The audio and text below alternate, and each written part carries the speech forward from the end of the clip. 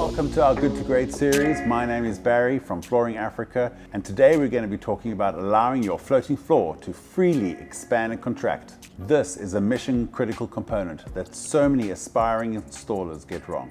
Now, floating floors need to be able to move around as climatic conditions change within the environment.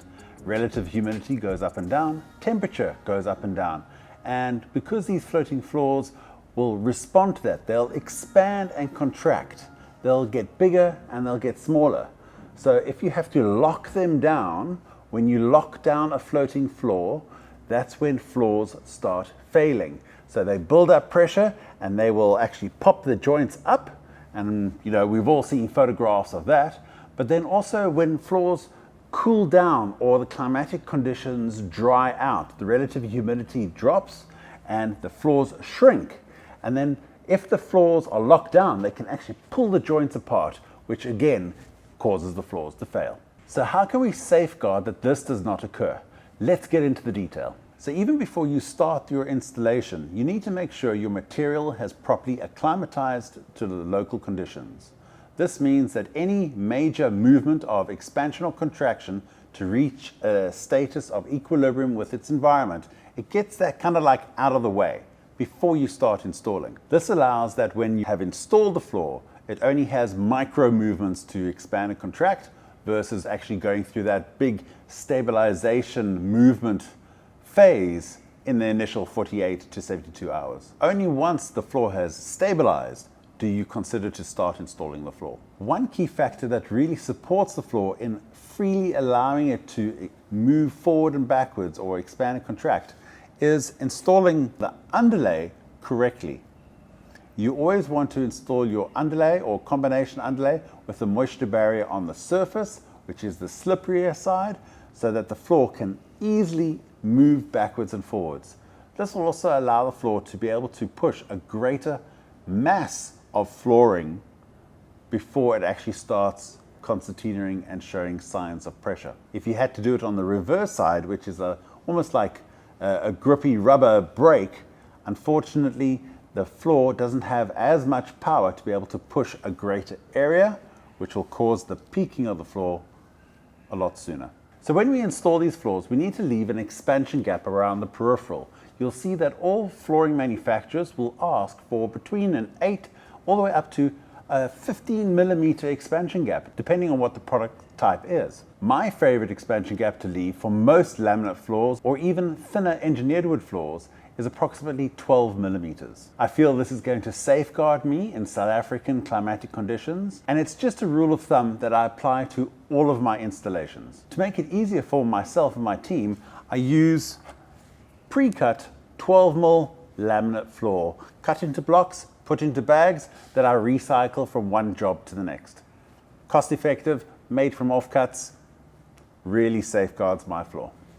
So as you can see in the demo floor behind me, I have been using my 12 mil expansion gap all the way around the peripheral. So some installers who don't understand the science will leave very tight expansion gaps, and this is where they can get caught out time and time again. If most of your covering trim, be it quarter round, skirting, or various aluminium trim, they all will definitely allow for a 12 millimeter up to 15 millimeter expansion gap. So why not safeguard your installation by making your expansion gap a standard thickness that you can measure, quantify, and secure the end result? So we don't just need to use expansion gaps when we're going up against a vertical fixture.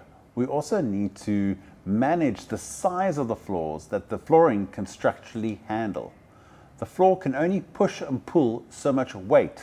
So when you have a big area, obviously the floor is all interconnected, it can only push and pull so much floor. So that's why you have most of your manufacturers will actually detail that the greater area that it can be installed in is maybe 12 by 12 square meters or 15 by 15 square meters. Every manufacturer has already worked out this limit.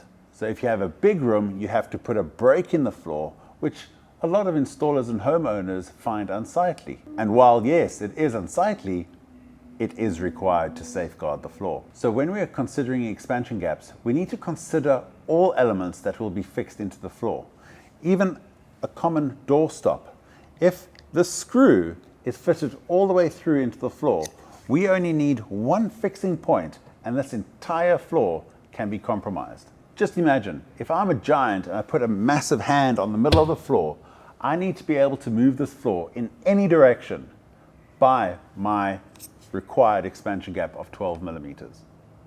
If not, the floor, when it's growing or pulling, could compromise the joint structure. A key element where many floors fail is with the detailing and the trimming that you accessorize your floor with. All too often, trims are installed incorrectly or they have been installed in such a manner that they are actually locking the floor down. Way too many installers, whether it's the weekend DIY warrior or multi-skilled contractors, these installers are not following the instruction manuals. They're getting creative and they are actually destroying their floors. So using the same philosophy on why we want to break up a big expanse of flooring into different sections because it cannot push and pull the entire weight of a floor, so do we want to break up floors from one room to another room with a transition strip. The reason is that the temperature or the environment of one room to another room may vary, and all that pressure and strain of the two rooms expanding and contracting at different rates, all that pressure is concentrated on the narrow doorway. And the narrow doorway, if you run a floor all the way through without any proper breaks, that's where the floors will fail first. Now, trying to detail these doorways can be tricky. You know, we can have a timber door frame, we can have a steel door frame, and trying to run an expansion gap around that detailing can be really difficult. All too often I see installers where they'll cut a channel, be it 8mm, 5mm, 2mm around a steel door frame, and then they'll fill it up with silicone or a color matched caulk. While in the most extreme cases this can be done if done correctly, it's so much neater and better to undercut the door frame. Now I can understand that contractors can be a little bit cautious around a steel door frame, but steel door frames are actually really easy to undercut. They're manufactured from just over 1 millimeter thick pressed medium gauge steel, and because the door frame is actually supported by various flanges into the masonry or timber stud wall, it can never drop. And using an oscillating multi-tool, this task will take approximately 3 minutes per door frame, and it gives you an absolutely fantastic end result. We recently invited Festool to try out their oscillating multi-tool, and it was an absolute breeze to cut these door frames.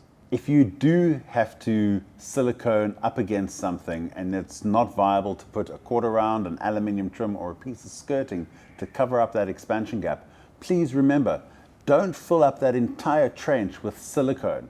That silicone goes hard and it works exactly the same way as a lockdown point. What you want to do is you want to get some foam or air conditioning wadding, which is like an aerated sausage as such, and you go and you cut it to the right size and you put it into your trench and you push it down just below the surface of the laminate floor, and then you just do a color-coded silicone detail on the top. This prevents you from over-caulking, which will lock down the floor. When gluing various trims down, you really need to have your wits about you that you are understanding what the floor needs to do. If you apply too much adhesive or the incorrect adhesive, and it actually squeezes underneath the trim and compromises that expansion gap or bonds the trim to the actual floor, locking down the floor so it's not actually able to expand and contract and to be able to move, you're going to have either failed floors or trims that keep on coming loose. So many flooring installations fail because people have not installed the trims correctly. Pay attention to the science and you will have great long-lasting floors. Take the shortcuts and you're going to come up short. This is really the difference between a bodger or somebody really understanding the science and taking their installations to the next level. So I think you're getting the drift of what is really important here. Floating floors, no matter what they are, laminates, engineered, SPC, they need room to expand and contract. Give them that room. Allow them to move freely. Remember, 12mm, any direction.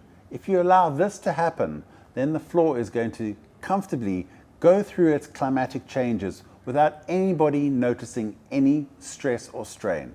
The floors will last longer, they will look better for longer. Really, it's a no-brainer. Understand the science and your installation will go from average to great. If you found this video interesting, please consider subscribing, hitting the bell, dropping us a comment below. There's a whole lot more content to follow in this series, From Good to Great.